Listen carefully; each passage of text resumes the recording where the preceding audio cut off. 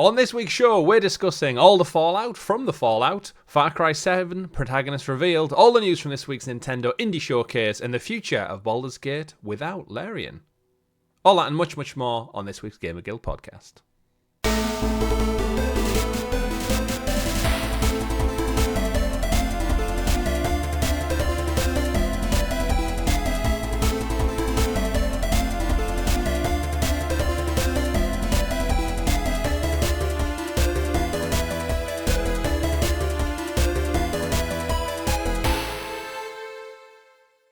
Good game, everyone, and welcome back to the GamerGuild Podcast, your weekly show where we round up all of the week's gaming news for your listening or viewing pleasure right here on youtube.com/GamerGuildTV, and also available up there in the digital clouds on your podcast platform of choice. We have a great show lined up for you this week, and I'm joined to talk about all that with my fellow co-host, the man of many pixels, Mr. Richie. Welcome to the show. Thank you for having me. You're welcome. Welcome back. Of course, busy week. Lots of news to talk about. It is a very TV-centric episode this week. I realised going through the doc, it was like animes announced, TV shows announced, spin-offs, all of that. But it's been a great week for gaming. It's been a great week for just things in general. I'm feeling good. The sun's out. Spring is very much sprung on us now. Usually you don't get much time for video games, but not when you're nerds like us, Richie. We staying out of the sun, all pasty white, and play these games. I was out in the sun a bit over the weekend. Oh, don't show off your extracurricular activities outside. I had to do some adulting. Some adulting out in the open air. Don't forget, folks, if you haven't done so already, do give us a like, subscribe, and ring that bell so you're kept in the loop with all the great content we do here on the show, like our live streams, Let's Plays, First Looks, and all that video content for you on the channel. And you're kept in the loop by ringing that bell. It's very, very important to us. It helps us grow. It helps us find new people. This past week, we jumped in and checked out Fallout 76 using the power of Xbox Cloud Gaming for your viewing pleasure. Richie, we jumped in with a couple of community members. I've never played a Fallout game before, but we did about two and a half hours of Fallout 76. And what were your vibes after checking it out? Because you've played Fallout 4 through. Yeah. Where'd 76 hit you? Yeah, so my plan is I had started Fallout 4 again. However, after jumping into Fallout 76 and understanding a bit more about that game, I'm actually inclined to just switch to Fallout 76 and just start playing that, because it is largely just another Fallout game that just happens to be online multiplayer. Yeah, the downside I found from the multiplayer, the only real I think is a biggie, to be honest. We started at the same time in a group. My quests weren't progressing when yours were, even though and I couldn't talk to quest givers to progress them. That to me is a problem. Yeah, most games kind of pull people together, don't they, and have like a reset moment. Like when we were in the building together, it would have like reset our game plays essentially, so we both benefit. I get because it's meant to be more of a drop in, drop out multiplayer rather than you play this strictly side by side the entire time.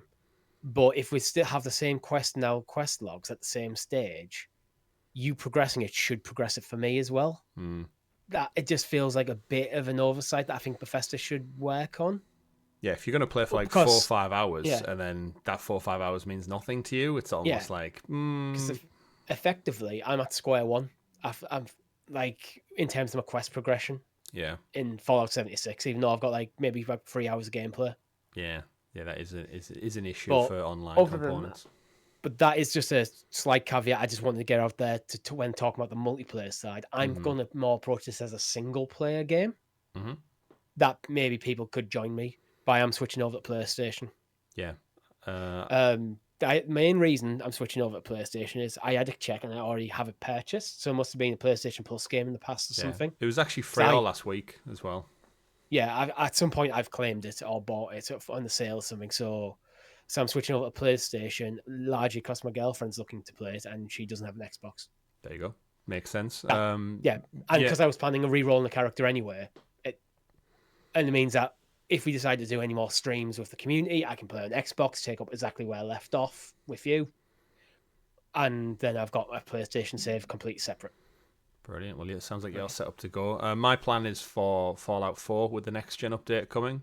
I will be looking at that. Having never played them before, it makes sense that I jump into the most recent one that isn't multiplayer, because it's getting the next gen update as well. I've finished the series now, so that's all done. Absolutely loved it. Definitely, again, triple recommend it. Me and the wife finished it. thoroughly enjoyed it. I was kind of like just hankering for more come the end of it. So I guess the game is the next best thing. If not, it's the best thing to start off with. Well, that's why I jumped into Fallout 4, but then Fallout 76, when it not being so much of a multiplayer game, it's more of a single player game that can be played multiplayer. Mm-hmm. That's why I thought, well, I'll go play new Fallout rather than rehashing Fallout I've already played. Yeah. I will probably jump into the update when it drops, just out of curiosity. See what it's like. Yeah, but I don't think it's going to sink its teeth into me. I think I will probably focus on 76 for a bit. Brilliant. Well, keeping in like the Fallout world, because it's going to be a big chunk of the show. Apologies for any non-Fallout fans there. I don't know how you could not be a fan of Fallout, really. There's Let us know in the comments if you like Fallout Boy. Fallout Boy. That was my character's name in our stream this week. Yeah. It was like, come up with a name. I was like, think of a pun. Fallout. Sugar, we're going Fallout down. Boy. We are indeed. So I've been playing, like, not randomly, I guess, very related, but Fallout Shelter. That was very well timed. Was that you? Yeah, just on there. So Fallout Shelter, I've been chipping away, getting all my little things, because I played it when it came out back in the day, but like obviously with no real link to Fallout, just the fact that it's a game and it's related to video games, but it's on mobile for a change. So I've just been digging in. I've got my vault. Plays just as easy as I expected. I remember it again. There's a couple of additions that I thought they would have maybe tweaked it over the years, but it's something that's given me a little Fallout fix while I wait for the next gen update, and maybe I can like do it on the move. So it's hit that kind of grindy phase already after like a few hours in, but if it just gives me that little hit of dopamine that links into the show for the next couple of weeks, and then I'll inevitably fade out of it. Go for it. So you've been playing it too? I started playing, but just as something to just mess around with on my lunch breaks at work. But I'm not going.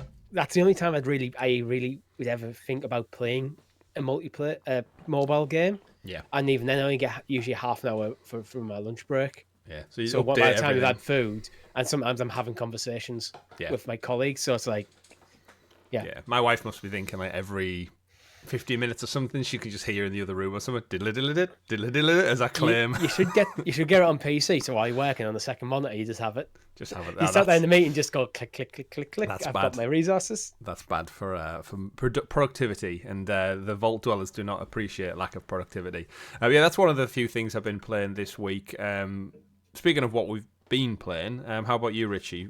You said you were kind of burning out on Final Fantasy last week. Have we hit that point? You jumped over to something new yet, other than Fallout? We've hit that point where I give my girlfriend back a Final Fantasy Rebirth, and because she watched me play the entire story, she's already burnt out without actually playing the game herself, and traded it back in. Wow, done. Gone. Yeah, she traded it back in and bought herself a second PlayStation controller.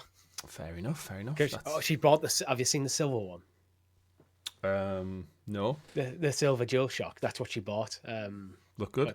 It does. It looks really good. Yeah, much better than the white ones. The metallic range are really good. Like I love my red, like metallic-y red one, but I've seen the blue one. I think it's cosmic blue, and there's something the pictures don't really do them justice. Like in person, they're absolutely immaculate. I hate the two-tone white and black, but the two-tone, like that red one you just showed to camera audio listeners, pull up the photo. Looks really good with the black accents. Yeah, works a little bit. I just don't nicer. like that white-black combo. It's the same with the console itself, but so completely burnt out on Final Fantasy. I do have Crisis Core that I want to go into at some point, but I don't know when. It's actually behind me. Crisis I'm actually on my piano, of all places. But we've been playing Lego Marvel Superheroes. Ah, yes, you mentioned. We're getting near the end of the story now. Having good fun with that, actually. Yeah, my first real Lego game that I've actually put any time into. Yeah. But again, it's a nice co-op game. She's played it to death. She's had the platinum before, so it's like, but it's nice to jump in and play with her. Yeah. And last night, we started a way out. Oh yeah, the Joseph Fares game. Yeah. So we're just thinking of like, what do we want to do tonight? Let's play some games. We'd already played a bit of Lego earlier in the day. It's like, want something a bit more narrative kind of thing. It's like, what?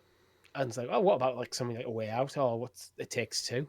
Yeah. We're going to start with A Way Out and then probably do It Takes Two after. Yeah. Me and the wife had loads of fun with It Takes Two. Although, we are like having really good fun with A Way Out. So interesting. Yeah, interesting how like now there's like a whole other I guess, genre of games where the co-op element comes back into it.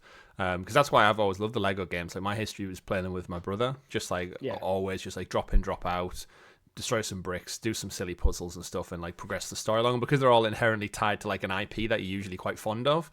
Yeah, it just ticks it really, really well. So that's why after my rant the other week about Lord of the Rings, The Hobbit, I'm hoping the next big one to tackle is like the Middle Earth saga almost.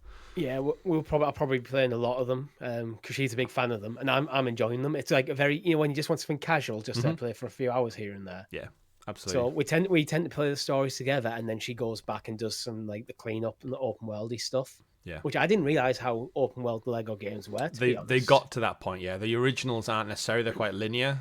See, that's my memory of them. I remember them being quite linear, and then there's like, oh no, actually, just New York. You can just drop into you can literally skydive into New York. Yeah, I'd recommend flying sucks though. Yeah, in that game. Yeah, it's so bad, and the camera, like, I see what they're doing with like with the split screen, and like half the time, sometimes you're in a small area, and I'll do like a split screen things. Like, you don't need to do that. You could just show the whole thing by zooming out a little bit. Yeah, split screen's got its problems. If there's heard in there some of the new ones, it's a lot better though. Yeah, if I was going to recommend one, I'd say the Jurassic World ones are really good. It kind of gives you all like Isla New, like the 5 deaths, all the islands and stuff, and you play through all the movies up until I think it's obviously missing the last one because of the time it came out. But yeah, if you're enjoying it, like again, Jurassic Park story is fantastic. So driving around in the Jeep and seeing the dinosaurs in Lego form and playing the moments of the movies, it's quite fun. I think we're looking either like maybe Star Wars, Lord of the Rings, or Avengers next. I mean, as IP goes, that's pretty decent. Just don't do the Hobbit. Don't do the Hobbit because they didn't finish it. Well, if you need any of them, I've got them all on disc. So I think she's got most of them downloaded, but I'll let you know. Brilliant. What have I been playing? I think I told you on the Thursday stream. I got the platinum for Evil West. So I got that ground out the evil mode, which was testing my patience at times. Certainly, it wasn't so much the combat. Like, I was pretty much nailed down with the boss fights moves. The problem is it's between like switching weapons and stuff is quite slow in the game. So in the easier modes, it doesn't hamper you too much. But when you're in like evil difficulty, where every hit takes like nearly all of your health off, that time between I've run out of ammo for this gun, so I'm going to switch out to my secondary weapon, and in that time you're getting hit. It was like, damn it, I kept dying at the time. But then, like most like games, like once you got more in the rhythm, I was dodging like second nature without even thinking. I was blocking just because I knew what was coming up next. And thankfully, during the boss fights, when they have their 1, 2, 3 phases, if you got past one phase and died, it restarts you on the second phase, not right at the beginning. It was like, that was a godsend, because I would have just threw the controller down and went, I'm out. But I've got it. I've got the platinum trophy for Evil West, so that's my 139th now. I have no idea. Near that 140. Nowhere near. I haven't even broke 50, probably. Well, my pace has slowed down since having a child, so I think I'm on like 4 for this year. But I feel like I'm being more particular about which ones I do play. It's like, when I look back at my curated list of platinums, like they're all like absolute amazing games. There's no like weak ones in there. To be fair, you have a child now, so you have less time to just go trophy hunting. I'm doing the trophy hunting of life in general. And that's what we're here to talk about today, everyone. Life, the news, gather us together. If you want to talk about that kind of stuff, we do have a social Discord channel. Link is in the description below on this video or from this podcast if you're listening on audio feeds. Join us, check us out. There's plenty of like-minded gamers over there in our Discord server talking about all things video games and everything else in between for us fellow humans out there. We also have a merchandise store if you are looking to get in with some GamerGuild swag. It's available out there. T-shirts, hats, collars, everything like that, whatever you want. I also refer to collars and dog bandanas for some reason. It's probably like they're one of the least things you would purchase. Let's say cups, mugs, t-shirts. One of the guys in our Discord server just bought the sports top. Again, it's getting hot. You're trying to get fit, exercise. It's very nice aerated material. You saw me wear it at football once. Looks cool. Check it out. But we're here to talk about the news, Richie, and we can only do that if you would introduce us to the graciously gathered GamerGuild Gazette, aka the news. And the news, as always, brought to you by our wonderful guild heroes, the fantastic folks who support the channel that extra little bit more. From as little as 99p, you get early access to this very show, stickers and badges next to your name, and special content that drops as and when we make it. You're all awesome. Thank you very much for your support, as always. It keeps the lights on, as they say. Right, Richie. Story number 1. we had this week a Nintendo Indie World Showcase, which revealed many smaller titles. This is kind of something Nintendo tend to do on like a biannual basis. They kind of get together all of their little smaller titles and put them out there. And I always think of the Nintendo Switch almost as an indie machine in a way, because I think that's how it got its early flowers. Was it came with its big hitters like Zelda and Mario, but then it very much padded it out with smaller cartoony style indie vibe titles. The physical it works. format of the console, especially for like side scroller indie stuff, I think it's perfect for anything that you might want to play on the move, like smaller things. If you want a big cinematic experience, the Switch definitely isn't the best place to play something like that. Even for something like Zelda, well, it's the only place you can play it, but for the indie stuff where they need less power from the console and you just want to sit there with a thing in your hand on the couch or at work or even in bed or wherever you like to play your games, it's brilliant form factor. So I think that's why indie devs were so attracted to it. Yeah, really works. And it was one of them typical things, just a short 20-minute video with the disembodied voice of Nintendo talking over you going, welcome to the Nintendo World Showcase. You get the click, and then it goes straight into just a bunch of trailers talking about it. We won't go through the list entirely. I was wondering if there's anything in particular that stood out for you, Richie, from this list. There's your typical mix of stuff that doesn't interest a lot of people, but there's always one that you go like, ooh, that looks awesome. Yeah, I'm going to caveat this with I didn't have time, unfortunately, over the weekend because of spending time with family to actually sit down and watch the showcase a la carte. So I've had to just jump around. But I think one that I think did jump out to me was actually Europa. So Europa, it's from Helder Pinto, Novadus Entertainment, and Future Friends Games 2024.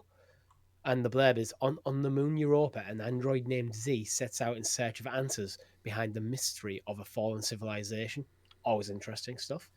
In this 3D action platformer, use Z's Zephyr jetpack to glide, fly, boost across breathtaking landscapes full of lakes, meadows, and mountains. But it's kind of got that kind of, like Disney, Studio Ghibli, watercolor aesthetic. So I thought it just looks like quite pretty. Yeah, I'm getting like Immortals Phoenix Rising vibes from it, with like the more cartoon. It's obviously a bit more anime, like you said, but the color palette and the way it almost looks like quite Greek. It looks like it's hand drawn rather than CG. It is CG probably, but it looks more hand drawn rather than CG generated characters, and I think it just looks like really quite pretty. It's like kind of like a Ni no Kuni kind of art style. Yeah, no, it does. It looks gorgeous. Yeah, and the traversal looks fun. That's what immediately stood out to me, and it's like, yeah, it's an indie game. It's going to be largely just about traversing around, but it looks like it's got some action things. But looks quite big really in scope, actually. Like it's weird because we say indie games now, and indie games, thanks to like Unreal Engine and other stuff, it's like there can be so much more. But yeah, the art style's gorgeous. But yeah, that's the main thing that kind of jumped out at me was the art style, and oh, that looks really interesting. Because I think there's a lot of overuse since like things like Breath of the Wild and Fortnite. Everything just largely is, especially that's aimed at younger audience, seems to just be copied one of them too, or some mix of them. Yeah, where to go back to like a very kind of traditional like hand drawn animation style, I think just does give that something that stands out. That looks like 2D hand drawn stuff. But yeah. Yeah, I like it. I think one of the ones for me, like that looks great. Actually, it hadn't caught my eye until now you said it. Yeah. One that I think we're all probably familiar with here on the channel is SteamWorld. Just purely because I think we played it a little bit on Stadia. I know Tom was a big fan back in the day. We've had like all these SteamWorlds but yeah, SteamWorld Heist 2 had a reveal, which I think this is now the second in that spin-off kind of like secondary series. So this is a long-awaited sequel, apparently adds naval combat into it as well. Not that, as I really said, I needed naval combat in my SteamWorld type games. But yeah, if you've not played it, this is more of like a 2D XCOM style rather than your typical SteamWorld dig where it was more like Spelunky. You dig down Metroidvania style into the underground and find stuff. This seems to have expanded it massively beyond what SteamWorld traditionally would be. You know what the combat almost reminded me of a bit? Worms. Yeah, I can see that. It's definitely got a turn-based 2D side scroller, because sometimes you can see like in the trailer bouncing like shots around. Yeah. Like, we used to do with the bazooka, try and time it with the wind to curve around with worms. Incoming! Yeah. But yeah, it looks interesting. Yeah, and it's obviously done well enough to garner a sequel, SteamWorld Heist, not Dig. I'm sure we'll probably do another Dig. We're just going to keep making it. But it's that like steampunk aesthetic that just appeals, I think, so much to gamers alike. But yeah, it looks really good for that one. Any other ones for you jump out? I think they were the main ones. We have things like Another Crab's Treasure, where you play as a crab. Yeah, there's a few things with indie games that I think that you need to catch people's attention. It's like, one, visually, what it looks like, and then two, I think you need a catchy name. So it's like you're either going to take yourself too seriously, or you're not at all. I think Another Crab's Treasure just looks fun. Duck Detective: The Secret Salami could be potentially hilarious. Yeah, you've got me with the name already. Yeah, it's clearly not taking itself too credit. I think Shim was one where it's a 3D platformer that blends elements of light and shadow, and you can see your character like bouncing, almost like platforming between the shadows cast by objects in the world to traverse. So there's really some interesting things. There's a couple of stuff that did come across as they're probably fantastic games, but feel almost, oh yeah, that's a Metroid clone, that's a Mega Man clone, that kind of thing. Yeah, you tend to get that with, again, like as you said, inherently like 2D side-scroller indie titles, that they are limited still, even though we've just gushed about Unreal and what they can do with it. I think the majority start off with, like, I can go left, right, up and down. How can I make this unique to what's came before it? They don't look like bad games, but it's hard to describe what they're doing from what I've seen, separate to, say, like something like what a Mega Man has offered. Yeah. And there's a lot of Mega Mans out there. Yeah. Like Cat Quest 3. Cat Quest has got a small cult following, so it's nice to see that continue. Yeah, I've got a few of our friends really like the Cat Quest series, but it's one of that I think I look at and like, yeah, it looks fun, but there's something about the aesthetic that doesn't appeal to me. There's a few people who've recommended it to me. That is a game that I would probably enjoy, with it being like an action. I like my action RPGs, but with it being quite a cutesy one, like low impact kind of thing. But one day I might look into them. Yeah, explore the Caribbean in Cat Quest. It's got that Monster Boy vibe for me, where it's got that fun aesthetic. Yeah, like you said, you're interacting with characters from around the world. But again, I think it started off as like a tongue-in-cheek joke satire view on things, and then it did so well that we got a sequel, and then now, like, credit to the devs, they've managed to get like 3 cat games called Cat Quest managed to make it out. Lorelei and the Laser Eyes. Yeah, that one's getting a lot of hype around it. What's that one about? So Lorelei and the Laser Eyes, it's from Annapurna Interactive, which is probably one of the reasons people are interested. They've got a track record. It's a non-linear puzzle game from the Sayonara Wild Hearts team, where a woman's summoned to participate in a project in an old hotel somewhere in Central Europe, and becomes embroiled in a game of increasingly nightmarish, surrealist visions. But it seems that, when like almost like Schindler's List, where everything's black and white apart from things that are very vividly red. Oh right, yes, it's doing that with like pink. So it's like it's black and white, but there's occasionally these bright flashes of pink, which I think that's quite eye-catching. Yeah, the name doesn't really go with what the style of gameplay is. It looks like a murder detective thing, but you play as Scott Summers. yeah, it looks like it with pink laser eyes instead. But yeah, it's interesting. You're totally right. Like Sayonara Wild Hearts was like right up there with a lot of people's indie game of the year. And as you said, with Annapurna, they always pick out the gems. Like they always seem to see something as a publishing arm that like gets these absolute little beauties in there. It looks like something a bit different as well. I think if you're into puzzle solving and you like a bit of conspiracy, maybe with like a tinge of horror, it's definitely got that vibe attached to it. Yeah, it's a good shout. May 16th as well. So a lot of things I think at the showcase, you're not going to be expected to wait too long for them, which is always a good one. One that stood out for me as we kind of wrap up on this section was a game called Bzzzt, or BZZZT. It's been out for some time, but as with most indie games, you can only really describe them almost by referencing other games. This reminds me of The Messenger. Oh yeah, it's got a bit of a Celeste. Celeste. Yeah, that's the game. Yeah, it's that kind of platforming. Mm-hmm. Although, maybe something like The Messenger is closer. I just noticed like the art style does remind me a bit of Celeste for the pixel art and the way you shoot across the map from the traversal. Yeah. It's almost got like a bit of Super Meat Boy kind of thing going on. Yeah. But more sci-fi. Yeah. So interesting how as you describe it, it's so easy to just go, it looks like this, it looks like that, it looks like this. We're a podcast. Like, I mean, video viewers have probably got the trailer up, seeing it right now. But for those audio, I try to grab games to kind of go, it's like this, but with this, just trying to paint the picture. You can piece together. But yeah, that was it for me. Celeste, I think, is the best visual description of it. But it's already been out for a while on Steam. But yeah, it's become a tiny ZX 8000 robot and begin your journey through a beautiful pixel art world inspired by the game's iconic platformer genre. Follow a surprising story, upgrade your skills, beat challenging levels, and compete with other players to do the fastest speed run. But yeah, it looks like just a fun little thing in and amongst that. If there's any other games that were at the showcase that you, the audience out there, caught, if it's maybe Duck Detective, The Secret Salami, or Steamwell Heist, let us know below what your favourite pick was and what's on your radar. Is there any we've blatantly missed and you're thinking, hey, Chris, Richie, you've not mentioned Teenage Mutant Ninja Turtles. What the hell? Yeah, I was going to bring that up. That's probably one we didn't bring up, but to be honest, I didn't think it looked that particularly interesting. Yeah, it looks like a lesser type game. Yeah, it's probably great fun, and if you're into the Turtles, you're probably going to have a good time, but it didn't really jump out as someone who doesn't really have any nostalgia for Teenage Mutant Ninja Turtles.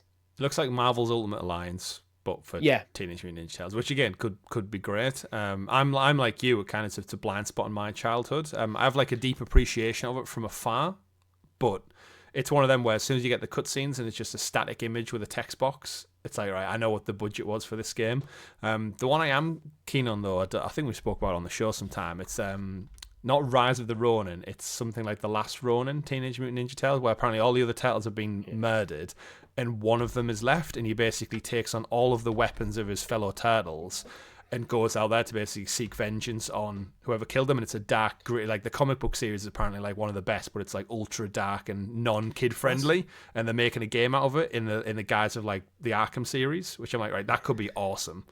Was there like a 90s TV show I probably watched at some point? Because I've got in my head a theme tune that went Teenage Mutant Ninja Turtles, Heroes in a Half Shell, Turtle Power. Yeah, that's again, I didn't watch it, but I'd seen enough. I'm sure of it to know like that's lodged in my brain. Just yeah. That's all I remember of it. I don't remember anything about the show. Yeah. But I remember the movie or something because of like the scary live action faces with the eyes and the everything moving. Like again, for what it was actually not bad, but it was like verging on like Super Mario's movie levels. But as I said, a lot of these games, they're all coming out imminently, like this summer. So that's what Nintendo tend to do. They don't tease for too long.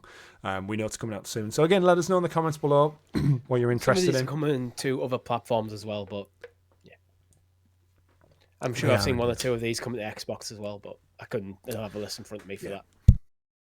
Like I said, I think most indie games fit best on Switch, but they come out to everything. Speaking of making people wait a long time for things, Ubisoft are quite good at that. Talking to you, Skull and Bones. The Far Cry series, it's a long-running series. It's been on for many years now. It's got many iterations, and usually we get like an interstitial game in between the large entries, and we've known for some time after 6 wrapped up a few years back now, the rumour is we're going to expect some kind of like middle iteration to come. Off the back of that though, we've got leaks this week that Far Cry 7 has been rumoured by a successful Twitter leaker going by the name of Jonathan with a 0 in his name. He's in the past leaked a lot of Ubisoft stuff around like Assassin's Creed Mirage and some other things, so he's a semi-reliable source, we'll say. And I thought I'll add it into the news this week because it makes for some quite interesting reading. The rumour is that Cillian Murphy of Oppenheimer fame and Peaky Blinders fame is going to be the main antagonist in the next Far Cry 7 series. We actually covered on the show quite a while back that Far Cry 7 is going to do something a little bit different, where it's not going to have a definitive like linear story, but it's going to have a scenario where a family's kidnapped by the antagonist, and you as the protagonist has a 72-hour countdown in game, which actually equates to about 24 hours of real time to basically go out and do what you need to do to rescue the hostages, save the world, that kind of, like the typical like superhero thing. But yeah, with Cillian Murphy as the antagonist, Far Cry traditionally picks a main one. We know it was Giancarlo Esposito for Far Cry 6, and in the past it's been like Pagan Main and stuff, and Vass from Far Cry 3.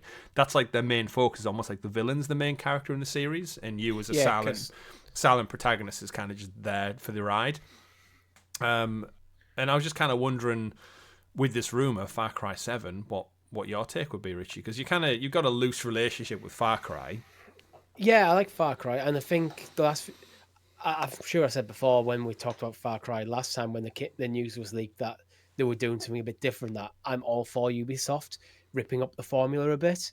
Not throwing out everything that made the games great, but changing things up because the things got a bit stale. I think that was a criticism of both 5 and 6, where it's like, oh yeah, it's just more Far Cry. To do something interesting with the gameplay, I've always been that I'm interested in Ubisoft taking a few risks in that thing. Cillian Murphy, fantastic actor, Scarecrow in Christopher Nolan things. So we know he can do an absolute deranged bad guy. Yeah, that's cool. I didn't think that as far as the villain goes. Yeah, but for me, in terms of that's the extent of that news of him being leaked as it. It's like, okay, fantastic actor. I know you do a good job. Now tell me more about the game. Because we're not knowing more about what his character's going to be, his portrayal or anything. It's just the actor linked to it. It's like, yeah. I think this potentially could be a fantastic casting. Do we think then, based on the leaks and the rumors, we haven't had anything concrete about the kind of mid-series update using the 6 map? So do you think they're maybe going to skip it this time around Ubisoft? We usually have it by now. We've had rumors that Ubisoft, pretty much announcements that Ubisoft have canned a bunch of titles, and mid-season Far Cry could have been an easy one that they've canned. Yeah, they did support 6 maybe a bit longer than they would have traditionally done. Like we had like the Stranger Things DLC, we had the Villains DLC, which was like a roguelite. They did add a lot. It might be possible some of the ideas that are now in Far Cry 7 started off as a spin-off for 6, like the time limit things. Yeah. You know how sometimes Ubisoft with the DLC or get a bit more experimental, like they did with Immortals, where it feels like, you're using the DLC as a test bed for some of your ideas to almost pitch it up to like whoever's greenlighting that Ubisoft. And maybe this is when, actually, these are really cool ideas. It's growing and growing. Let's just make take this concept, forget about 6 and make it 7. Yeah. But that's pure speculation, but yeah, at this point, if we're getting leaks about Far Cry 7, I'm guessing at the next Ubisoft Forward, it'll be there.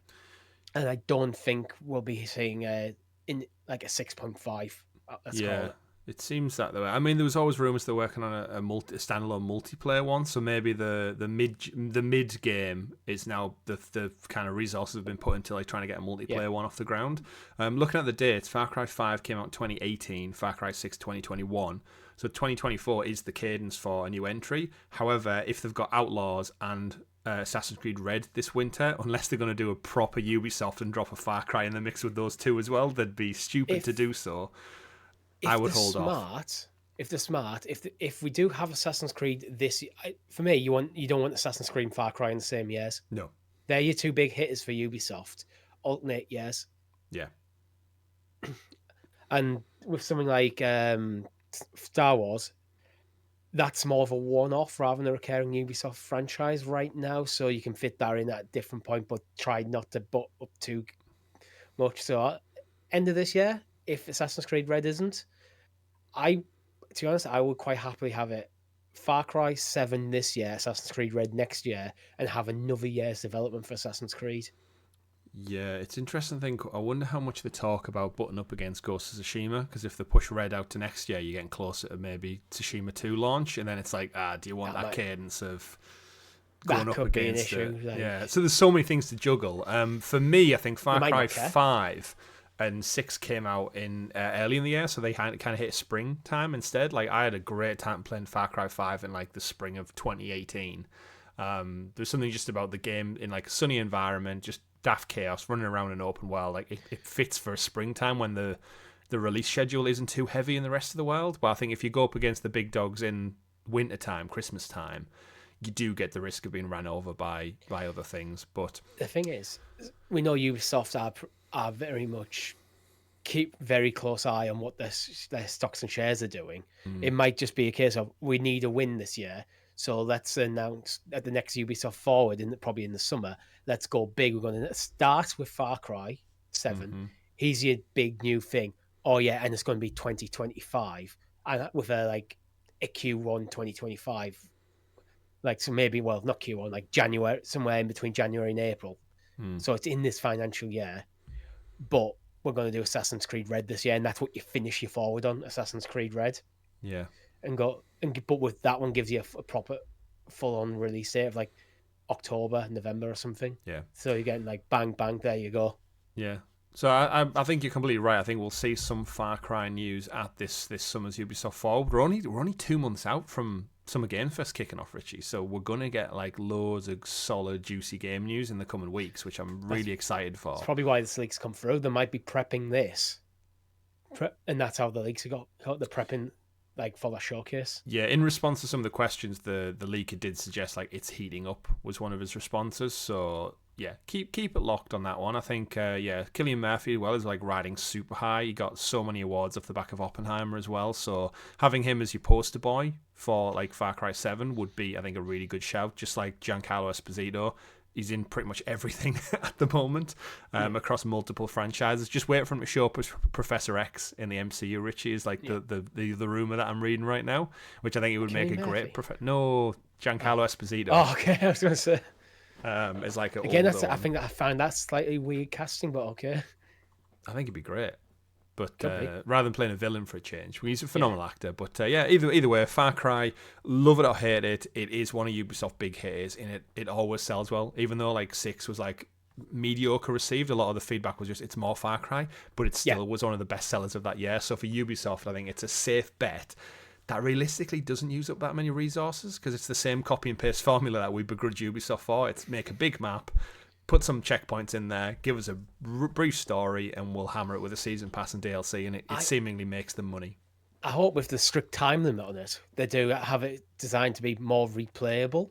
So yeah, we're not expecting you in one play session to get every single node on the map to get you. It's there's a couple of different endings based on your choices. And do it that way. Be an interesting take. I think Far Cry is my Fallout, essentially. Big open world, connected story, jump around, check everything out, do some missions, do a lot of side missions, first person, carry lots of crap with you, upgrade your weapons, upgrade your armor and stuff, and that made in another world I went down the Fallout route and played that for hours and hours. Instead, I've gone on the Far Cry route and I've got the platinum in every trophy since 3. So Far Cry is a nicer world to exist in, I'll give you that. Fallout's a bit bleak. I mean, for Far Cry New Dawn, after the events of 5, you actually did set off a nuke and the whole wasteland got made, but it was all with bright, colourful. It was when Ubisoft went through that colourful neon phase where everything was bright pink, bright yellow. They turned up the saturation and everything. Yeah, we got what was this? What was the game we got a sequel to from Bethesda? Rage 2. We got a random Rage 2 came out, and that was all bright pinks. Then we got Far Cry New Dawn. And then a bunch of other games just were we're going to lean into it. Riders Republic was all about the flares going off that were all bright. It's right, enough of that. Yeah. But speaking of Fallout, pivoting away to our next story of the week, Fallout's everywhere. You can't get away from it. We were talking about it at the top of the show. We've been playing it. Go check out our first look at Fallout 76 up on the channel now. That was this past Thursday. We might play some more this week. We'll see. Video games, off the back of it, we've seen in the past the success of The Witcher on Netflix. That then boosts the game sales and vice versa. We've seen it with The Last of Us and The Last of Us games. So to no surprise to everybody, sales of Fallout games have shot up across Europe and the rest of the world, with Fallout 4 reclaiming #1 spot. The 2015 game sales rose over 7,500% week on week across Europe, tracking based on GSD data, which tracks digital game sales across all European markets. So you're talking UK, France, Italy, Germany, Spain, etc. Of course, they were heavily discounted.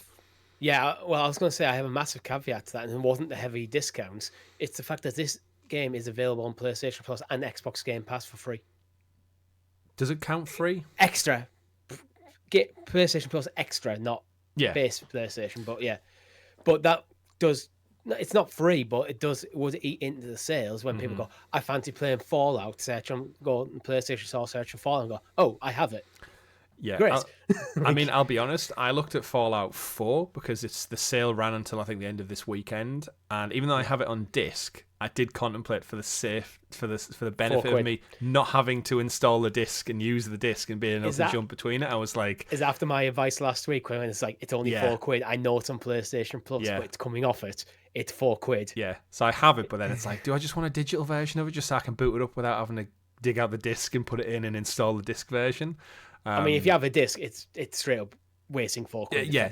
I didn't in the end, but so heavy discounts across the entire franchise. They're all over on Steam for like $2.50 and whatnot. But yeah, as expected, everything's shot through the roof. Looking at Fallout 4, that seems to be the biggest one.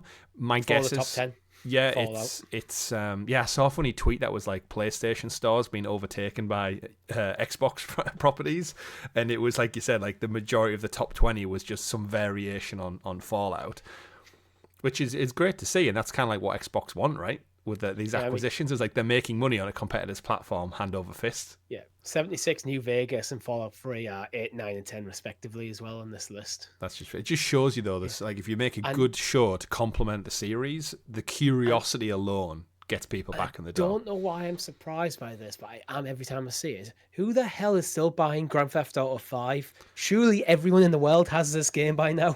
It's in at number 4 still. Remember when they made a GTA movie? It makes me wonder, are these lists skewed by in-game purchases, or is this just game sales? Game sales? Yeah, but then who's the hell's buying Grand Theft Auto 5 still? I think it's a weekly top 10. I think we're just lost out of the popularity of it, where like every time there's a new generation of kids comes in, like people have birthdays every day of the week. And then it's just like, I can get it now, I can play it now, I can do it now. And the friend recommended. I don't know what. It is an absolute. I'm curious to see what happens. Surely they're running out of people though. You think new people are born every second, one born every minute. Born from hospital straight to playing GTA. Rockstar actually in the maternity wards have a shop going, oh, you got a new kid? Would you like to buy them Grand Theft Auto? Yeah, discount for newborns. I'll be curious to see what GTA 5 sales look like a year or two after GTA 6's launch. Like, does it just get completely abandoned, or does it still have this like retro mass following for decades to come? Because they're not just in the top 10. GTA 6 drops out, and then it's never heard of again. Yeah, I'm curious to see what happens with that one. But bring it back around to Fallout 4, respectively. Yeah, Fallout 4 sales represent 69% of the all sales across PlayStation, Xbox. However, there is some jump up in other ones as well. Fallout 76 comes in at number 8. Which is the game we jumped into, again, for the multiplayer aspect of it. That took 85% of its sales on PC. So, again, PC sales feed into it a lot. You've got to remember, though, on Xbox Game Pass, I think a lot of people have checked this out on Game Pass, which you get access to the entire catalogue of Fallout games. So and PlayStation Plus. So, it's there. Your two main consoles, I know it's on things like Luna. There's rumours that Fallout 3 might be coming to Switch as well. But your two main consoles at the moment, you can get it free of charge, probably for the subscription you already have. Yeah, absolutely. Yeah. It is available on Amazon Lone, like you said, Vegas and Fallout 3. They make up some of the sales as well. Vegas in at number 9, Fallout 3 at number 10. And then, further down the charts on PC, the Fallout Classic Collection is up to 43 and Fallout 2 and at 57, respectively. Obviously, the older ones, naturally, they're going to suffer from the test of time a little bit. I've listened to a few podcasts. They're not first-person shooters. No, they're not. They've top-down isometric games, which, considering Baldur's Gate done really well last year, a remake should be something they're thinking about.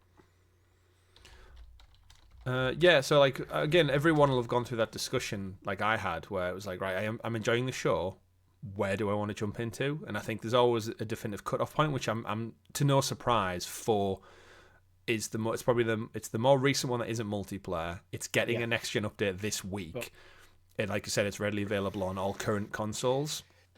Yeah, again, and my advice from last week still stands. If you have on PlayStation, if you're a PlayStation fan, don't have an Xbox, my advice would be test the game out on PlayStation Plus. If you think you might be into it, drop the £4 because it's going to leave PlayStation. I think early May, it might be sooner, but in the next few weeks, it's leaving PlayStation Plus, and at the moment, it's on sale for like really discounted. So if you're enjoying it, £4, even if you're going to go, oh yeah, I only played another 5-10 hours. Mm-hmm. It's worth the money, really. Yeah, absolutely. And the upgrade is free. Yeah. So why not? Let us know in the comments below what you guys are playing out there. Which Fallout have you dove into first? I was actually doing some research on the series after listening to a few other gaming podcasts this week. I didn't actually realize like the original games weren't made by Bethesda. No, which is like, I just presumed they it's from Fallout 3. It. Yeah, it's Interplay, developer no longer around, made Fallout 1. Black Isle took over for Fallout 2. And then, yeah, Fallout 3 is Bethesda, same with 4, and then presumably 5 and all the spin-off stuff. A lot of the Interplay team and the Black Isle team became Obsidian, which makes sense. Yeah. Like, the devs leave bankruptcy or through, I think it was Vivendi, when all that crap kicked off with Vivendi back in the 2010s. Who then made New Vegas. Which makes sense. And then New Vegas is... They're one of the, if not the most revered of the whole franchise. I think it is the most critically acclaimed and like it's got the most beloved. Which is interesting to think, you had like 1 and 2 made by the same team, even though they're under a different umbrella. And then Bethesda took over for Fallout 3. And then New Vegas comes along from essentially the original people who made it. It's almost like homecoming for them. And now obviously Obsidian are off making Avowed and owned by Microsoft, but they could still eventually make a Fallout game. Maybe because they're all in-house with Microsoft and through some weird twist of events and purchases and buyouts. Did Bethesda just like acquire the IP then during them going bust? It must have been like a quick really cash grab for. I mean, Fallout's a cool IP to have, whether you're making movies, TV, or games. It might just be as like the studio, whoever was had the publishing rights went under. Maybe like Bethesda came in, bought the publishing company who owned the rights. Like, and then just went, well, these are ours now. I'm not quite sure how it happened. What happened well before I was aware of what's going on in the gaming landscape.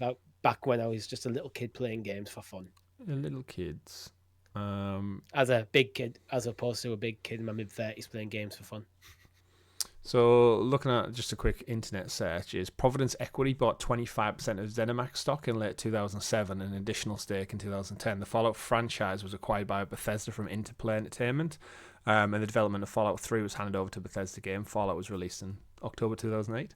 So, it looks like some kind of ZeniMax equity stake when Providence went bust. Although it does say, interesting looking at Cora, where I know you go for all your proper answers. Bethesda bought the rights to Fallout universe from Interplay for $30. Wow. Yeah, if the companies went under. It's like one of them, you know...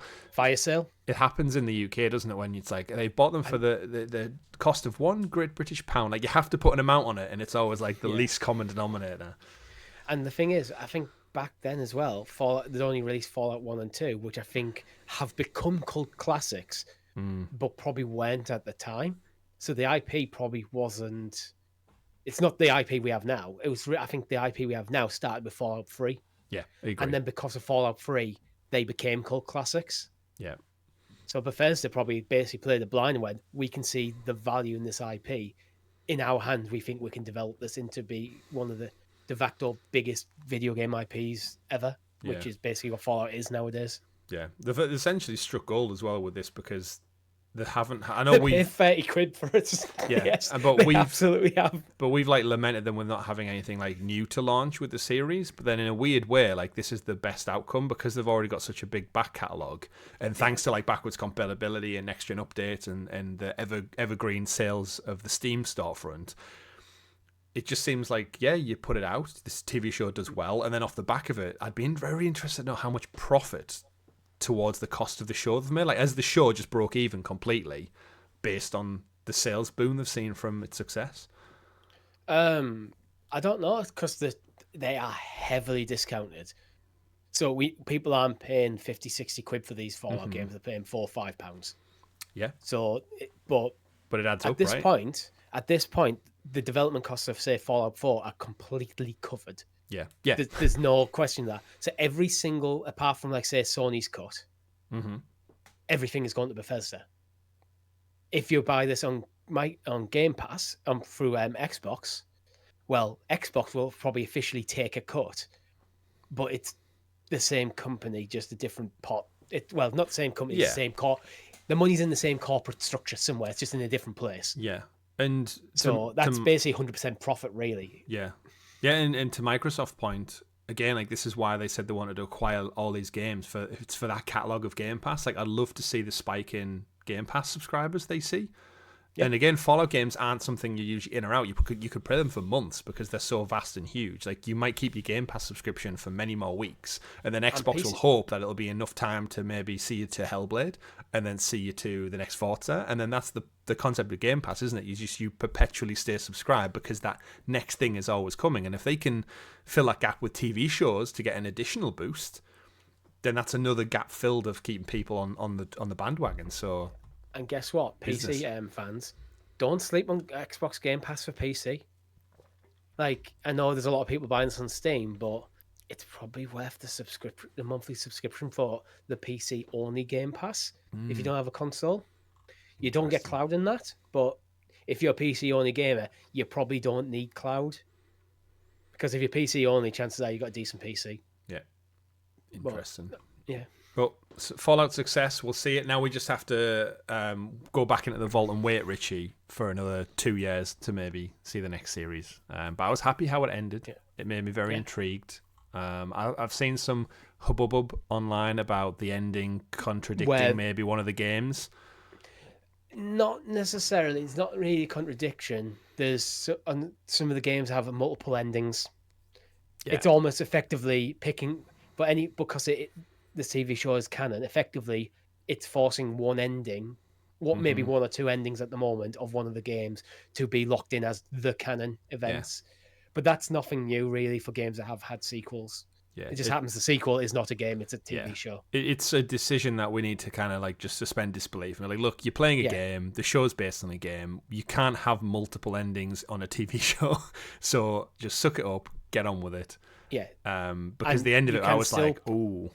You can still go back and play the game and have experienced a different ending and that be your story you've told. Yeah. It's just not the official, the critical kind of whatever the MCU calls it.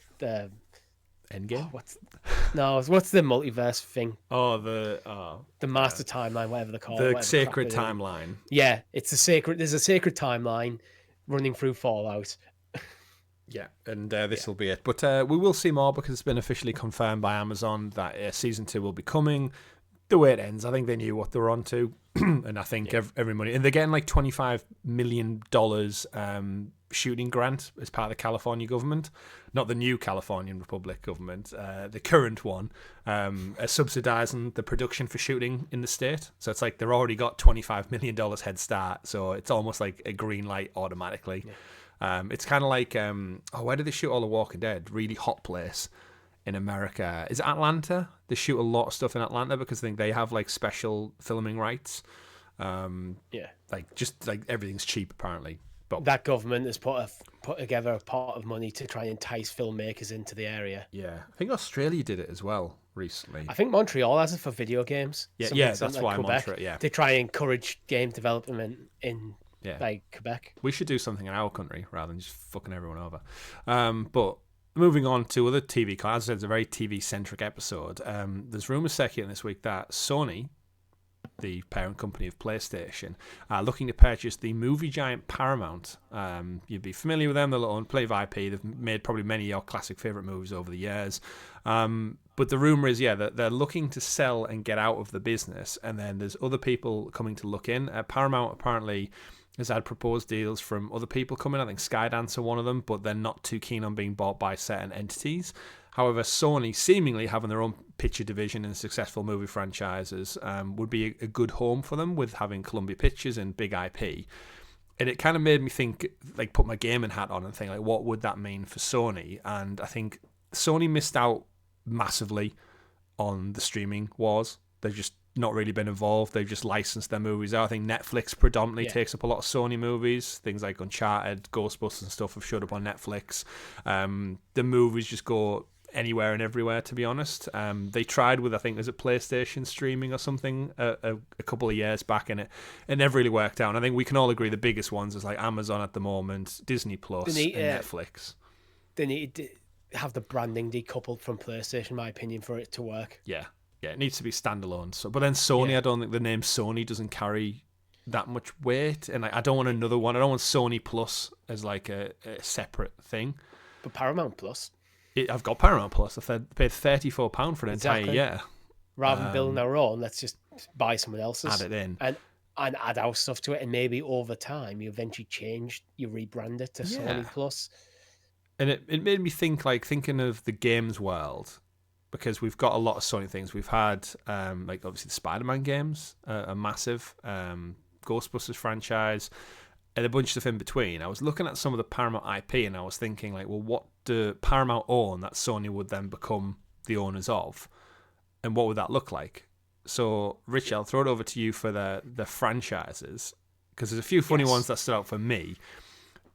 Are you looking for a Frasier or Cheers video game? I want to preface this bit of conversation by going, I'm just going to assume that if Sony buys Paramount, they get exclusive rights to every aspect of these IP. But in reality, I'm aware that the rights to the video games might be sold separately to the rights to the movies and TV shows. But so this conversation, Sony gets the lot. Yeah, you're talking like Nickelodeon, MTV, a lot of reality TV, which obviously doesn't link to video games at all. South Park. But yeah. Give me a good South Park game.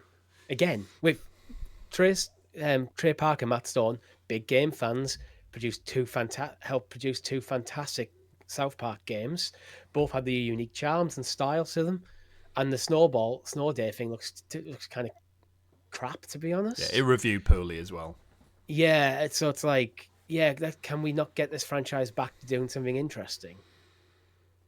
But because it can work in the game space. We've seen it. We've seen it. Stick of Truth and Fractured But Whole, both really good. From Ubisoft. Yeah. You give it to THQ Nordic and then mess it up. Funnily enough, earlier on we mentioned Teenage Mutant Ninja Turtles. That's owned by Nickelodeon, so that you would get these Teenage Mutant Ninja Turtle games coming in-house as well, potentially. I joked, but you're not going to see a Frasier, Cheers. Any of the sitcoms aren't really going to translate over. Jackass, we must have had a Jackass video game from MTV at some point in the past.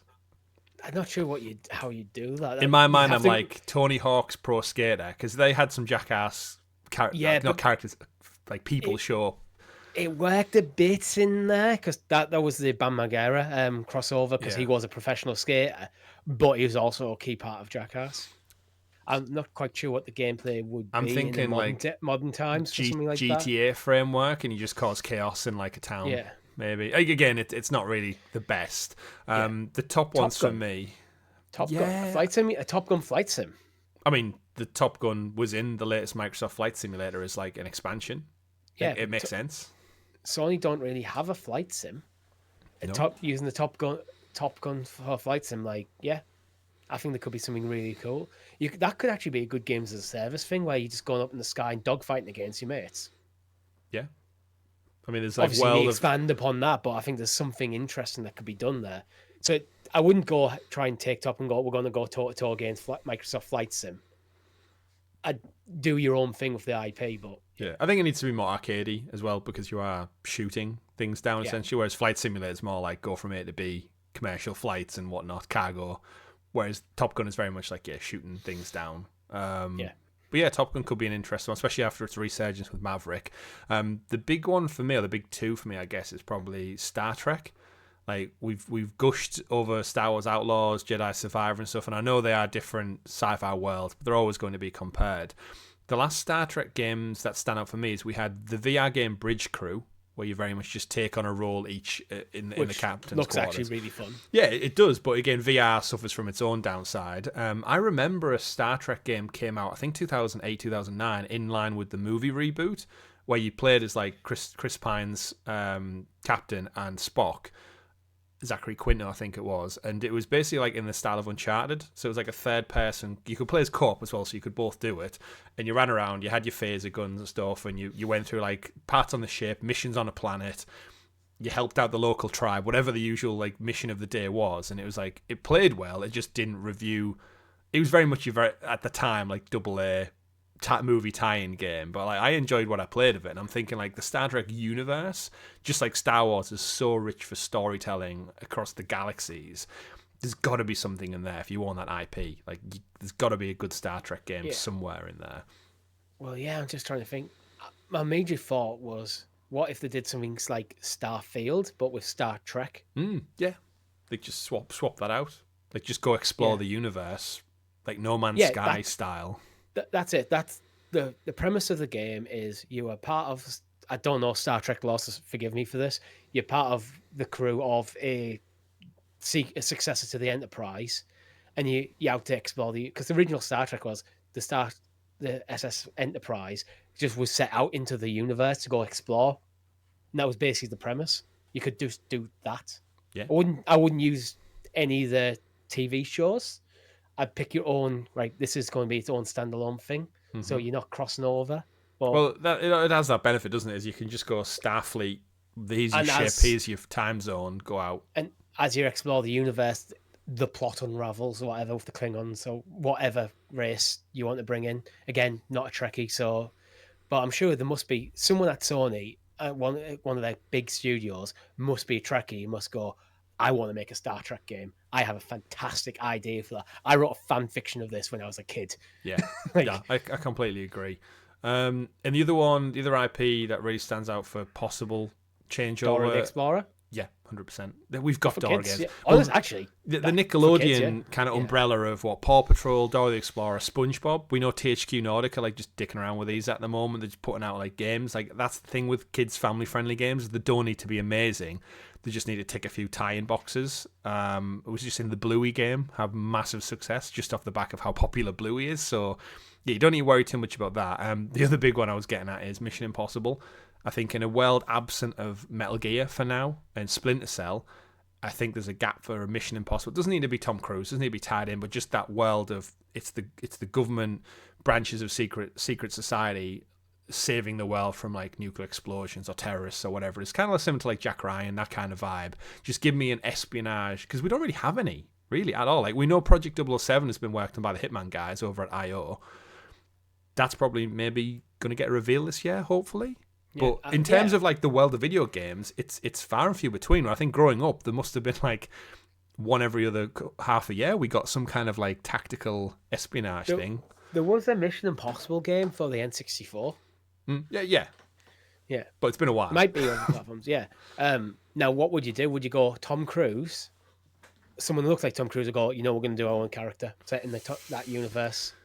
Because, it's whether Tom Cruise would be expensive or might not even be willing, full stop. If you try to get someone to match him, then you're going to get a bit of uncanny valley. But if you go standalone character...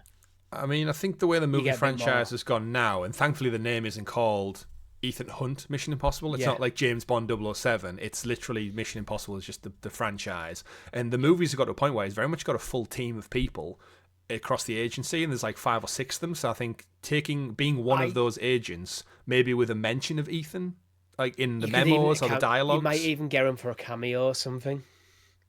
You use his same squad, so you might even get like Simon Pegg involved and stuff. Yeah. Back to Star Trek. You don't necessarily have to have him in. I think that's the way I would go. It's going to be a Mission Impossible style story with a unique character.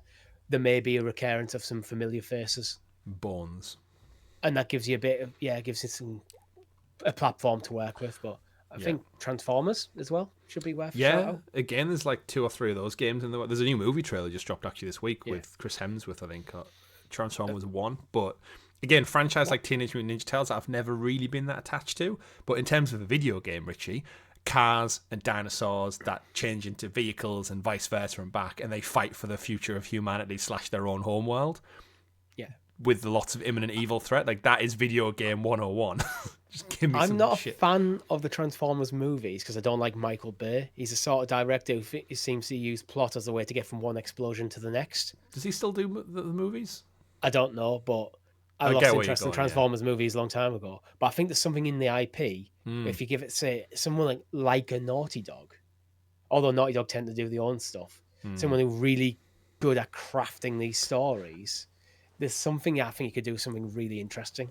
I don't. They'd never give it a Naughty Dog, but you could give Frasier to Naughty Dog, and they would make an epic Frasier sitcom game. Well, baby, I hear the blues are calling. Anyway, you know what? Let us know in the comments. Yeah. Which of these that we've talked about, what developer in Sony's like suite of development would you give each one to? Yeah, it's an interesting one. You've got Mission Impossible, Top Gun, Star Trek, Transformers, Jackass, South Park, SpongeBob, Dora, Teenage Mutant Ninja Turtles, etc. There's other elements of the business deal that come into it. They'd acquire, obviously, land in Hollywood across 62 acres worth of studio space. So potentially for Sony's devs, they could open up a game studio within the shooting studios for mocap. We've actually took this entire conversation from like, what does Paramount bring to like gaming? We haven't went, what does Sony's gaming, what PlayStation bring to Paramount? Like any of their IPs.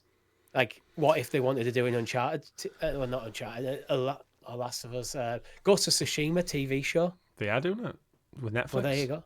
This might be part of what have we got? But instead of doing it with Netflix, and now take that in-house.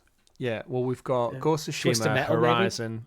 Twisted Metal's a thing. I know. You're just naming things that are already happening now. How about a Fallout series? That'd be brilliant. Yeah. Yeah, but RuPaul's Drag Race, the game, coming out. Yeah, Bring back Infamous. That'd be really cool. We know video games can cross. It's only a matter of time until everything's made anew. But moving on away from that, do let us know in the comments below. It's an interesting story that we'll keep following. I don't know how much it will really impact video games, but it's money made behind the scenes for Sony potentially, which inevitably will be funded back into the PlayStation brand. So if they do well, if it keeps them in the green, great. I'm happy to just see streaming services be consolidated. I don't like consolidation in the gaming industry, but in terms of the TV space, my word. I don't want too many subscriptions. That's the thing. I don't like business consolidation because I think it's bad for creativity. But I don't want 8 subscription services to watch television. Yeah, I'm because then you might as well go back to bloody cable box under your telly. I think I pay more now than I would have done for cable, but. I don't, because I just activate them when I want them. But yeah, well, it's things like Paramount Plus where it was like, do you want 12 months for $34.99? And I just had that quick chat with the wife. It was like, well, you chip in 15 odd quid, I'll chip in 15 odd quid. I'll get all the South Park that I want to watch. You get all whatever reality show you're watching. And over the course of a year, for 15 quid, like you can't really deny it. Like I've watched quite a lot of stuff on Paramount, so it's getting it. But either way, we digress. Moving on back to some game news then. Final Fantasy 16 The Rising Tide is available out now, which is the final content story DLC for Final Fantasy 16. Reviewing very well, Richie. Clive's journey is wrapped up seemingly very, very well. The final expansion adds another worthwhile chapter to the tale of Clive Rossfield. It takes place near the end of the game. Clive and his cohort friends find themselves travelling to the North region where a mysterious Leviathan and a final fight takes place. Reviewed very, very well. I'm not going to go into it for spoilers if you've not played the main game, but in conclusion, it's a great expansion to an excellent RPG, offering one of the game's most intriguing and considered chapters, with yet more memorable boss fights, an emotional storyline, and some downright stunning environments. It's the worthy send-off Clive and the company deserve. Push Square in particular gave it an 8 out of 10. Richie, you don't tend to go back to DLC. No. Is there anything special about Final Fantasy that will make you dip your toe into it? It's currently $15.99, which I realised when I thought I bought the season pass when I did Echoes of the Fallen. I look back at my PlayStation receipts and I actually only bought the standalone Echoes of the Fallen instead of the multi-pack, and I was like, damn it, because that after I've just finished Evil West, I could have jumped in this week before Fallout, completed it, and now I'm like, I don't really want to spend 16 quid on some DLC right now.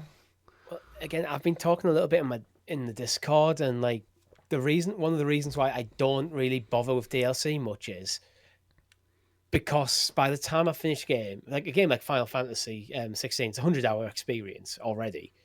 So I'm either usually like done with the game, ready to move on, so I'm not interested in the DLC, or the DLC is months after I played the game, in which case I struggle to go back to a save like that's already active. So I wouldn't enjoy jumping back into Final Fantasy 16 and picking up where I left off.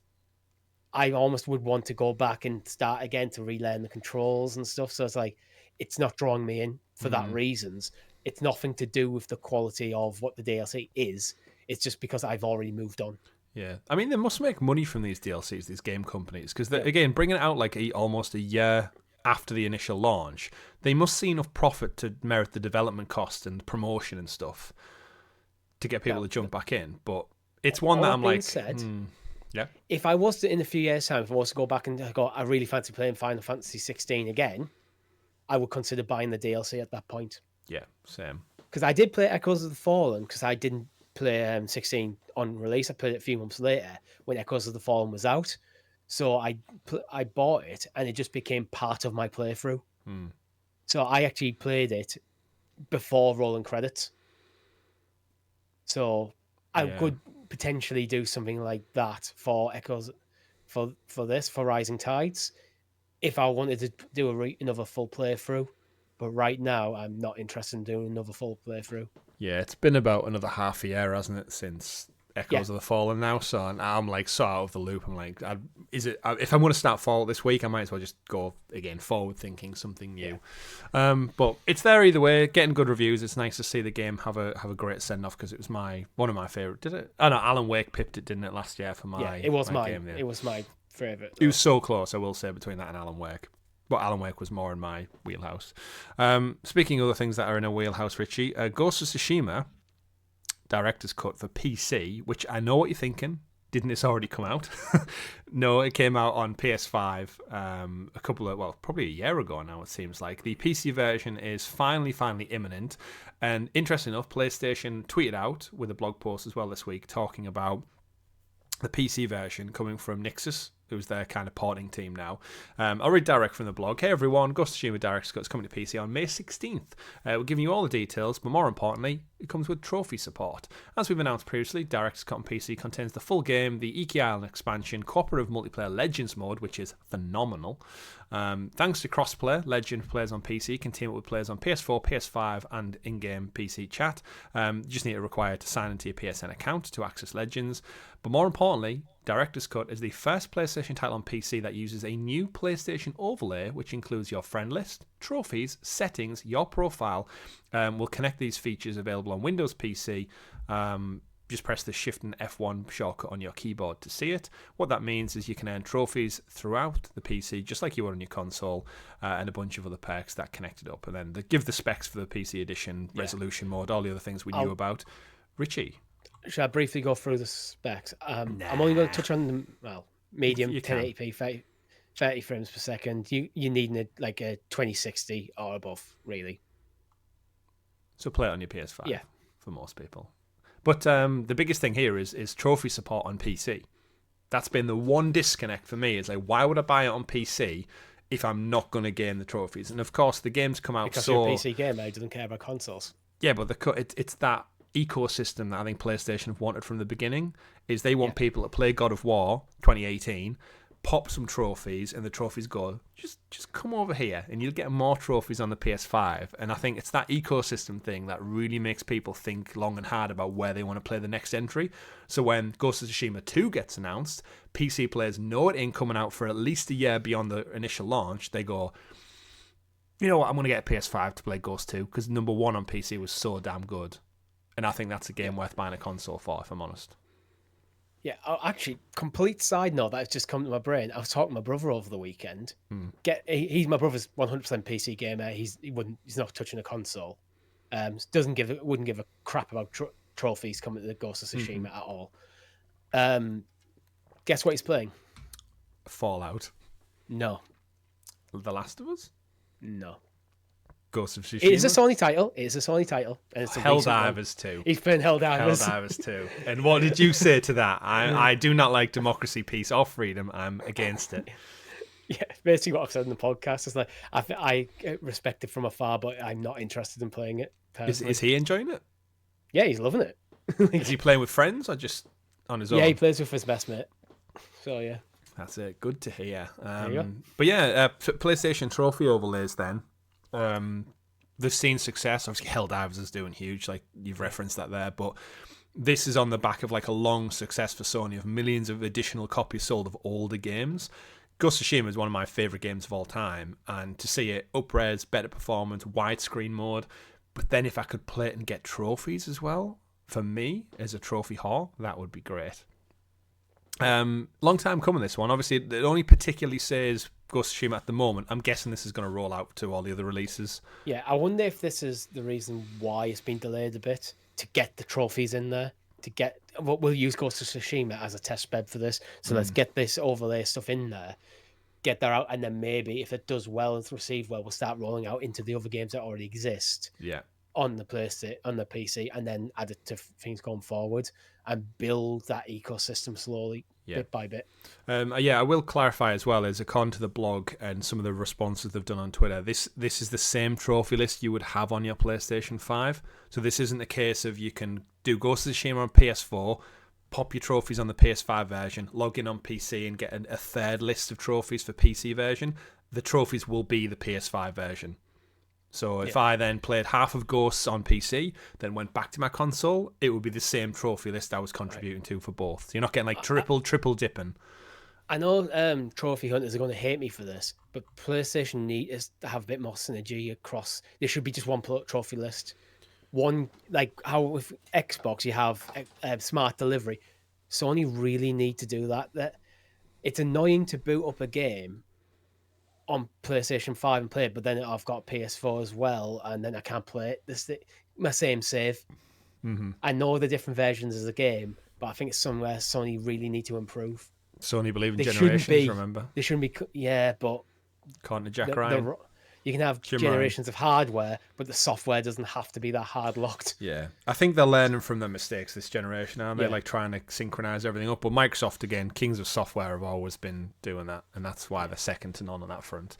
Yeah. Speaking of games, though, coming to Xbox from PlayStation, ironically enough, the gorgeous action-adventure game Kena Bridge of Spirits has been rated for Xbox. We covered this quite some time back, actually. I think it was rumoured and leaked for Game Pass alongside... There was another Sony exclusive, but I can't remember it right now. Kena Bridge of Spirits, though, looks like a Pixar animated movie. Beautiful little action platformer, 3D platform, I should say, almost with a Souls-like element to it. Rated, that inevitably means we've got to imagine the timed exclusivity with PlayStation is well up, and Ember Labs seemingly have been biding their time just to get it out right. Maybe give it some polish. Maybe it's only a small studio. This was their first game, remember? Which blew my mind. That again, we talk about indie games right at the top of this show. The fact that this came out from an indie studio and it's their first game and it looks as gorgeous as it did, it played as well as it did, and the storyline was so good. I reckon it could become the Game Pass. It could. It's like, again, it's such an older title. It feels like Game Pass is its perfect place to drop into. Stray, that was the other game that was rated. It was Stray and Kena at the same time. What are your thoughts? Great game. Didn't quite click for me, but again, I really liked it. Well, I played probably about 5-10 hours, and I don't know what it was at the time. I just wasn't feeling it. But doesn't change my views of the game, which I think is a fantastic game. It looks beautiful, plays really well. It's just not, when you're not in the right mood for a game. Mm-hmm. This is not what I want to play right now. Yeah. Game Pass would be fantastic, I think, for this game. Although probably less so for sales, but it could be good for the developer in terms of getting more people familiar with their work. Yeah. It's that plus or minus. Do they need the cash from this? Well, I think for them, ideally, this you do like maybe a year on just the storefront, and then maybe move it into Game Pass after. Yeah, potentially. Because it's already had its time. This Ember Studios is one of those that after playing Kena, I'd be very surprised if Sony didn't have them on the radar for acquisition. Like, small studio, they've now got proven work, and inevitably they're probably going to work on a sequel because of how well it did. Absolutely loved it. It's actually one of my hardest platinums I've ever done, because the boss fights were very much Souls. You had to finish on like hard difficulty. And because, like an idiot, I didn't play the digital version when it came out, and you could glitch it by just finishing the boss and then pausing it and changing it to tough difficulty and then letting the credits roll and pop the trophy. I waited for the physical release, which was about 3-4 months later. So I got the physical, and they'd patched it many, many times by then, so you had to do it the genuine way. I definitely sold some of my soul to get that trophy. But I thoroughly enjoyed the game, and I had a deep appreciation for it, I think, because of the grind I had to put in, which I guess is where Souls... spirits? No, it fixed it breached my spirits, in fact. But yeah, great if it's coming to Xbox. You should definitely check it out if you're an Xbox player out there. But if it goes on Game Pass, even better. It could be a nice win this summer if it launches then. Final few quick stories, Richie, that we want to dive into this week. Hasbro owners of the Baldur's Gate franchise by proxy of Dungeons and Dragons. Larian, obviously off the back of their massive success, all of their awards for Baldur's Gate 3. Of course, there was a 23-year gap between 2 and 3, and my guess is Hasbro, after all the success and all of the money made, Larian is seemingly out. They've said they want to move on to their own IP. Not seemingly, they straight up said, we're done. We're done, which is mad. It's a brave move, but I respect them for that. I respect it as well. We wanted to make a Baldur's Gate game. We made the game that we wanted to make, and now we're going to do something else. Yeah. So then that Rather leaves... than going, we're now the Baldur's Gate guys. And we're going to do another 2 decades worth of graft to make Baldur's Gate 4. But then, speaking to PC Gamer, you've got Vice President of Digital Strategies at Hasbro and Wizards of the Coast, who are the licensees. What did they do next? Like, where do you go? Because, like you said, this is Game of the Year award-winning, arguably one of the best games of all time now. How do you follow that up? But not only that, how do you follow up if you're not the studio who's worked on it in the past? Like, there's such a high bar now. How do you hand that over to someone and go, crack on? You don't follow up with Baldur's Gate 4. You follow up with this. Back in the 90s, maybe early 2000s, there was a suite of games like Dungeons and Dragons style games, which Baldur's Gate 1 and 2 were part of, with things like Planescape Torment, Icewind Dale, and a few others. You dip into the other stuff. So you leave Baldur's Gate alone, Baldur's Gate 3, there we go. Now we're going to do an Icewind Dale 3 or something. But do you think that would have the kind of the pull? Like, I feel like it's now such a namesake. Like, I don't know, because it's not even marketed as Dungeons and Dragons Baldur's Gate, is it? It's just Baldur's Gate. I don't know, but this could come down to marketing. But there again, you can't do from the studio that made Baldur's Gate 3. Exactly. So you're going to lose another one. Interesting enough, back to our other series, Talk Conversation. Paramount has just started an 8-episode run of a live-action TV series. Well, Baldur's Gate. Yeah. Really? Yeah. All right. And you know what? Off Paramount Plus, me and my wife watched Dungeons and Dragons: Honor Among Thieves with Chris Pine, and it was a great movie. I had an absolute ton of fun with that movie. Just as a side note, but yeah, I mean, Baldur's Gate. Like, you're the one who's more in line with that one. In my mind, the Diablo team are the nearest thing I can think with, like, the scale and scope. But then Microsoft have got, surely they're just going to keep working on Diablo stuff. Like, why would you pull them off and put them on a project as large as this? Well, it's not just, it's also Blizzard within Microsoft. So I don't know. It depends. So there's complications with it being part of the Activision Blizzard stuff. But you need the prestige, right? You can't just give this to an indie team or an up-and-coming team and say, take one of the biggest franchises in existence with the most success and make a follow-up. You got to take. It's going to take them 5 to a decade before we. I know who you get. You're in the right. You're in the right ballpark with Microsoft, but you went for the wrong developer. You give it to Obsidian. They cut their teeth in this stuff. An Obsidian-led Baldur's Gate 4 or anything in that kind of Dungeons and Dragons world, I think they are probably the perfect partner. Yeah. Or maybe go BioWare. I mean, they need a win, but again, it's like then you're taking a cut by licensing it out, aren't you? You are, but you're getting the prestige, and if BioWare need a win, but they've also got a legacy in this kind of ballpark. Yeah. It's just mad to think that Larian walk away. And, like, again, reading from Evans, the quote in the article says, we're now talking to a lot of partners and being approached by a lot of partners, because you'd imagine a lot of people going and pitching ideas to them that want to embrace this challenge and what the franchise looks like going forward. Unfortunately, there's no time frame for the release or even an announcement. So not only will it take many, many years to develop, but we've got to wait for this stuff to be ironed out as well. So you're talking probably a good year or two in negotiations, and then pre-development and post-production, and then it's just like, you are probably looking at another 10 years. I'm respecting that, the fact they're saying we're going to take our time to find the right partner. We're not rushing into this, and that is, I think, it's probably the right approach. It shows that they're treating the franchise with the respect rather than going, oh, it made us a lot of money. Who's available to develop and immediately start work on the next title? It's like, no, we're going to take our time. We're going to find the best solution rather than the best solution that's readily available. So what's next? So it might be, it might just be a case of the guys we want to work on it are not available for another like 3 years. Mm-hmm. But in 3 years' time, they'll go. Yeah. We'll go with it. So what's next for Larian then? Do they pivot and make a different genre, a different type of game? Like, they've obviously got the money and the renown now. Whatever they stick the studio name on is going to get a boon in sales. But they might just go back to their own stuff with Beyond like the Divinity series. Yeah, but is that not? That's not that's D&D as well, right? A lot of the Divinity stuff's connected. No, it's inspired by D&D, Right. but it's not actually D&D. Okay. So the Divinity series is kind of very much inspired by something like Baldur's Gate. Right. If you play that, you can go, oh, you can almost see it as if a bunch of guys going, we grew up playing these games, like Planescape Torment, Baldur's Gate, Icewind Dale, and going kind of, what would a modern game in that? Right. How would we do a modern game? And then a few decades later, like a decade or two later, when now we've got the opportunity to go back and play this to make the next entry of a game that our entire team grew up playing. Right. Okay. So that's why I think it's been such a labor of love for them, because you can tell from their earlier games that they're very much inspired by Baldur's Gate and stuff like that. Right. So they might just go back to their own stuff. Fair enough.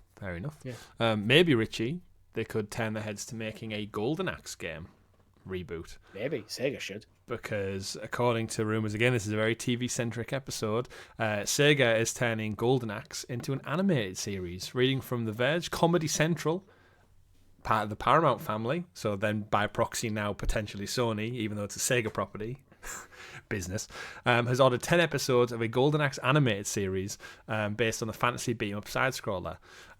It's going to be both hilarious and loving in its adaptation of the game. Says, and a quote from the article, if I remember the Sega Genesis days well, I think it means they'll be fighting over who gets to ride the purple big bird dinosaur, and at some point a gigantic hairy skull will float down and hotbox everyone. So this is from the producer who made Star Trek Lower Decks and American Dad. So I'm expecting it's going to be one of those like light-hearted comedy animated series. It's kind of like Rick and Morty almost. But yeah, it's headed by a bunch of industry veterans who've done a lot of content.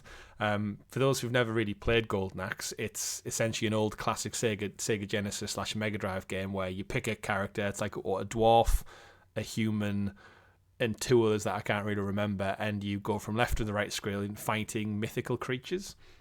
Yeah. But there was no real story to it, right? There is a bit of story, but it's in the classic like Sega Mega Drive era where most of the story's in the booklet. Yeah, it's the lore is in the booklet, but it's... A thing happens, 3 heroes have to set out to defeat the big enemy. Go. Yeah. You had like special powers, right? Like, lightning and whatnot, and you could throw... Could you throw the dwarf? Was that a thing? Like you could ball up and throw? He had a little dwarf with like his green outfit and an axe, and then he had the woman who had fire magic, then the blue guy with the hero, like, I can't remember what his stuff was. It was like human mage dwarf, and the woman was like scantily dressed for going into combat.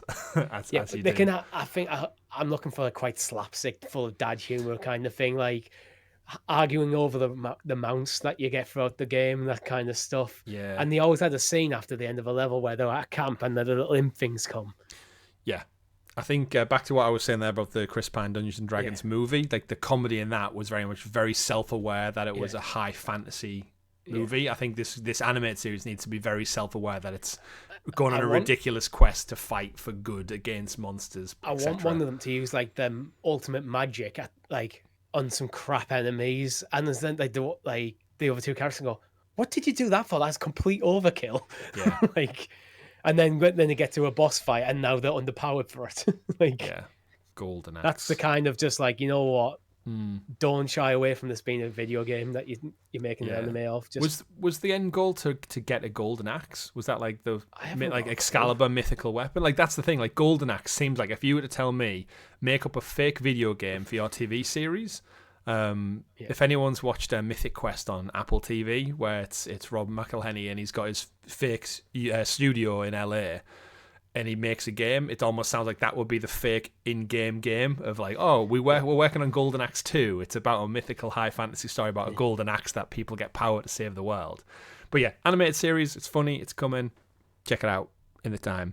Last story of the week is Netflix have confirmed that The Witcher Season 5 will be its last. As Season 4 production gets underway, they'll be shooting 4 and 5 back-to-back, of course, as Liam Hemsworth takes up the mantle from Henry Cavill. I just wanted a quick check-in with this one, Richie. It's going to round up the final stories of the last couple of books. We know this has kind of took a southern turn from how quick and how well revered season 1 and 2 of The Witcher were with Henry Cavill, and we discussed earlier in the show about the boon of the sales. Witcher 3, Witcher 4 we know is in the works, along with a spin-off over at CD Projekt Red. I don't know where this series ends. It's got a definitive endpoint, which I'm happy for, because it's Netflix are known for just dropping things and leaving it in the air. But yeah, I think the definitive endpoint will probably. I haven't seen season 3. It seemed to come and go without me even realizing it came out, to be honest. I'm hoping it just ends at basically where the first game starts. Right. So the first game starts, for spoilers, for a game that came out Witcher a long time ago. Witcher 1, yeah. Right. So the Witcher 1 starts after Geralt escapes from the Wild Hunt and wakes up in Kaer Morhen with amnesia. Right. So the first game's largely about him uncovering his past a bit. Okay. So that would be a nice end point. So yeah, because it's a lot of it is touched on in The Witcher 3 with the Wild Hunt coming back, but in The Witcher 3, but that's where I would see a natural end point. Interesting. Yeah, I don't really know what to make of it. I enjoyed seasons 1 and 2. 3 lost me a lot with just the writing and the direction of it, and it got very convoluted, and now they're replacing Henry Cavill in it, which is kind of like he's one of the big draws and the pulls, of course. I hope Liam Hemsworth does a good job, because he's going to get a lot of shit. Yeah, I do as well. It's like a football manager stepping into the role of like a 20-year legend who's been at the club for so long, and then you don't want to be the next man in the role. You want to be the guy after that. But losing your lead actor in the way they did, basically the announcement came before season 2 had even launched. That he was stepping out. Losing your lead actor and that kind of thing does not put anyone in good faith about the series going forward. Because if he truly believed in the direction going forward, why is he jumping out?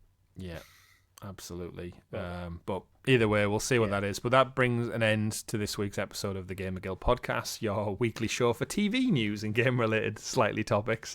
Let us know in the comments below if you'll be checking out any of those TV series that we discussed throughout the course of the day. Let us know, of course, your feedback and answers. Thank you very much for watching. Giving us all the love. Finally, Richie, we end up every show with this day in video games. We're recording this on April the 21st, Sunday. So looking back in time, there's a big one, Richie. 35 years ago today in Japan, 1989, the year of our birth, those old fogies, the Game Boy, the original Game Boy launched with Super Mario Land. What a console. What a console. One of the best consoles of all time. Yeah, Game Boy in all its glory. It changed the gaming landscape, and it's not the first handheld, but it was the first popular one. Yeah, absolutely. Like that package with like Tetris. Again, if you've not seen the Tetris movie on Apple Plus, highly recommend it. But the moment that they're all at these expos showing off these arcade games and stuff, like in the Boon of Arcade, and then he gets invited to like the Nintendo, like headquarters of Nintendo of America, goes in and they have like a prototype Game Boy rigged up, and he's there for like a meeting or something. He goes, "Hang on a minute." Spoilers for Tetris, I guess, 35-year-old history, and he goes, and he tries the ROM, getting it to run on the Game Boy in the prototype lab, and he says like it needs some tweaking, but he essentially shows them Tetris running on the Game Boy, and that's when Nintendo are like, holy shit! Like obviously it's all like dramatized for the movie, but it's that moment of like pairing them two together was like just blew up. Amazing stuff. The thing is, everyone who now sits there on the lunch break or on the train playing the game on the phone has the Game Boy to thank, I think. Yeah. Because I think the Game Boy is what kind of proved to the world that gaming can be something that's done on the go. Yeah. I absolutely agree with you on that one. Beautiful. Nintendo Game Boy, shout, 35 years old. How to feel old yourself. Looking in around, any of the ones around this time frame, Richie? 2002 FIFA World Cup. Shout out. I skipped ahead a bit, but April the 24th, Metal Gear Solid. Oh, the Game Boy Color one. Game Boy Color, not quite the same. For a minute of that, I thought it was the original Metal Gear Solid. Like that's a biggie, but It's hard to top the Game Boy. Yeah, I think unless there's like another console that comes out, April, interesting time to launch. Although they launched the Switch, didn't they, back in that time as well. But I think you get that double dip though if you do it. Like you're far away from Christmas, so people got money back in the banks, but it's not in the middle of summer. So there's that interest in the console, everyone's buying it, and then come Christmas, you get that next spike. So you get a double dip in the air. Nice, I like it. Another shout out, actually, with you saying handheld gaming, 14 years ago today, Fruit Ninja for iOS and Android. There you go. Everyone's played a bit of Fruit Ninja. Ironically enough, in a reverse way, it's in arcades now. We've seen it on the big screen. It's basically Fruit Ninja on a massive TV, and you're swiping with your hands rather than your finger. The ironic thing, I live quite close to some arcades, and I haven't set foot in them in years. All right, I'll take you down at the weekend. We'll get you some 2p coins and an ice cream. Well, it's the weekend, so let's go. It is. Usually the ice cream man shows up in the middle of our recordings, actually. He's not been here today. I should mention Pokemon Diamond, Pearl, and Platinum came out 17 years ago. Nice. That's excellent as well. Also Game Boy centric. But yeah, you can watch us on the Game Boy. You can watch us though on youtube.com/GamerGuild TV. And of course on your podcast platform of choice. Just search out GamerGuild Podcast, GamerGuild TV. You'll find us there. Don't forget to follow us on all socials, Facebook, Discord, Twitter, etc. And we'll be back next week. We'll be back no doubt this Thursday for a live stream. So do join us for that as well. Let us know in the Discord what you would like us to play this week. It might be more Fallout. It might not be. Saying that, I'm sure the Fallout 4 next gen update is like Thursday, so that might line up perfectly fine. But you'll see us then. We'll see you out there. My name's been Chris. And I've been Richie. We've been GamerGuild TV. And remember, folks, play whatever makes you the happiest. See you next time. Goodbye.